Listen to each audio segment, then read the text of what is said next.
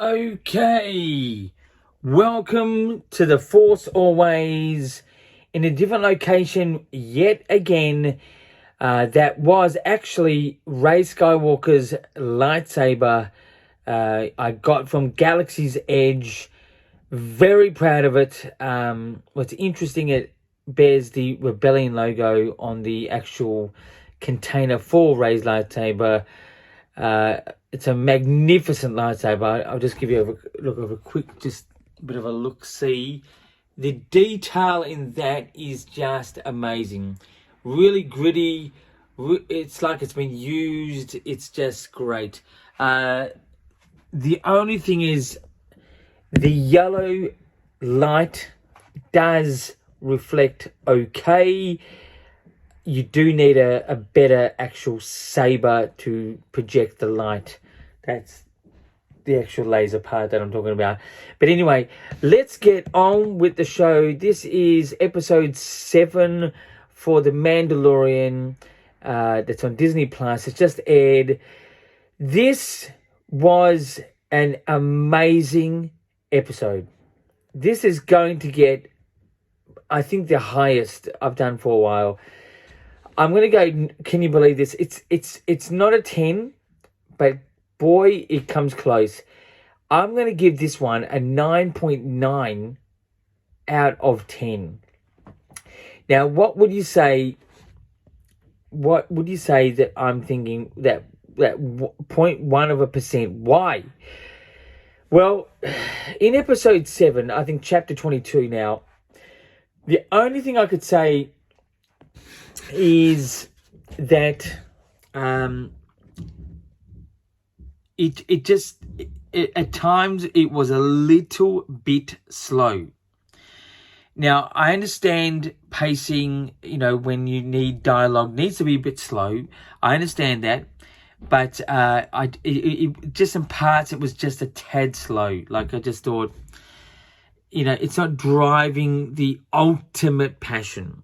It just lacked that sort of, if it had a heroic moment, like, a save of the day or something like this, something iconic, not like Luke Skywalker coming in like we had in the end of season 2, which was great, but that just drove it home massively. It was just, amazing. Episode 7, 9.9 out of 10. Every scene, you could actually do a still shot of every scene and have it to be a collectible card. Every shot was directed beautifully. The color, the lighting, the set, the troopers. This has got to be one of the ultimate. I love every single trooper that's come out, like Stormtrooper, that's come out. It always has something interesting about it. Whether it's a snow trooper, a dark trooper, a death trooper, a whatever trooper, this trooper in this one was, you could see they were trying to sort of transition from the Return of the Jedi sort of period into the Force Awakens sort of period. And they did it perfectly. It was, but not just that, it just looked good. Just amazing scenes. Amazing. The only thing that I'll give it a little bit cringeworthy, was when Moff Gideon came in the sort of Darth Vader looking version of Boba Fett or Mandalorian, whatever you want to say. It looked a little bit cringeworthy. It was still really good. It did give justice to the actual whole episode.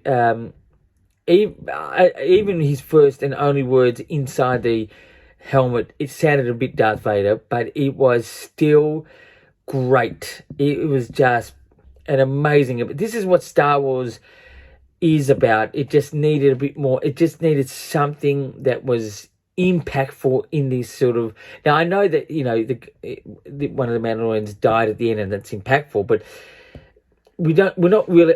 I'm not completely invested in that character. Is like a Luke Skywalker or like an Obi-Wan Kenobi or a Princess Leia or something like this. It just lacked that type of impact. 9.9 out of 10. I highly recommend you watching this episode. It's amazing. Yeah, so that was just absolutely great. So now, we had get on to Star Wars news. Star Wars had Star Wars Celebration in 2023 in Europe, technically England. As every Star Wars Celebration I've been to, and including this one, probably more so in this one, the first day is the only real day that is exciting, and this one was exciting, but it's still half-hearted. Nothing cemented. That was the problem with the whole Star Wars Celebration this time. Nothing really cemented in schedule, in when this is going to actually happen. These projects can be dismissed. That's my only thing. I do like each and one of them. I thought they were good.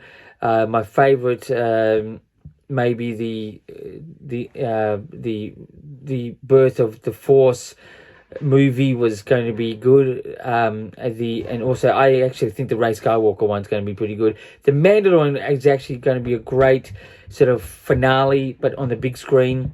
Sort of, it's going to be a little bit unusual seeing it on the big screen when you watch it on the TV. That's the only thing I'm sort of saying. But I do like the bringing of Ahsoka, the bringing of the Mandalorian, bringing of Boba Fett all together as a finale. I thought that's a great idea. But the next one is going to be in Japan, 2025. That should be a real interesting sort of audience reaction, especially the way they react over there, which is great. I love how they react. I mean, the type of stuff that you're going to be able to get over there, like merchandise, like collectors over there, would be insane. Would be absolutely insanely in a good way.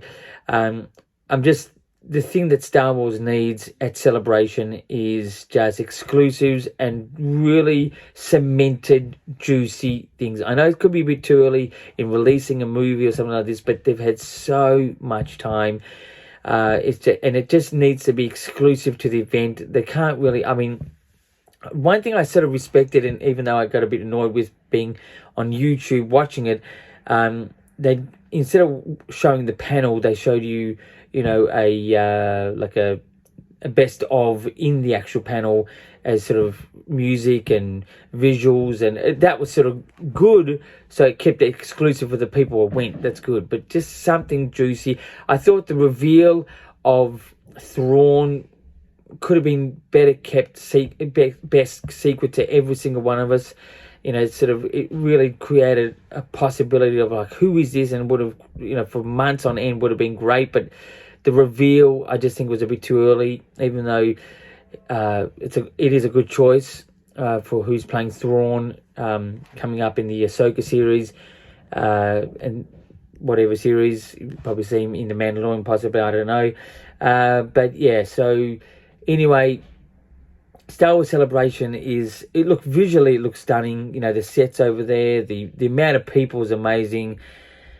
It's good to. I think the shopping in the actual shopping mall, besides the Star Wars shop, is great. Great atmosphere, great things you can get. Fans are great. Lining up is great. Going to sort of little panels you can quickly get into is great. I just think the main this one was the Lucas presentation, which just didn't hit it hard, even though there was interesting reveals, obviously, with the 3 movies and stuff like that. But it just, I don't know. It wasn't. It was a bit sort of half-hearted, in my opinion, my humble opinion. But anyway, so that's a 9.9 out of 10. 9.9 out of 10 for this week's episode. I think next week's episode is the last for the Mandalorian for this season. It's going to be interesting what they do, but what a great episode. I think the highlight of this episode was, again, every single shot you could just create as a poster. It was that well directed. Probably the worst part of this episode was probably just the little bit cringeworthy of Moff Gideon in the Darth Vader version of a Mandalorian sort of outfit. It was a little bit cringeworthy, even though it made sense, even though it still looked good. It was a little bit cringeworthy. And it just lacked that sort of like a real punch. But anyway, that's my review for this time around, and I'll be back wishingly next week with the Rey lightsaber in the back. Just feast your eyes on that thing. Look at that. Beautiful. That's right. And until next time, my friends, as I say, keep rocking.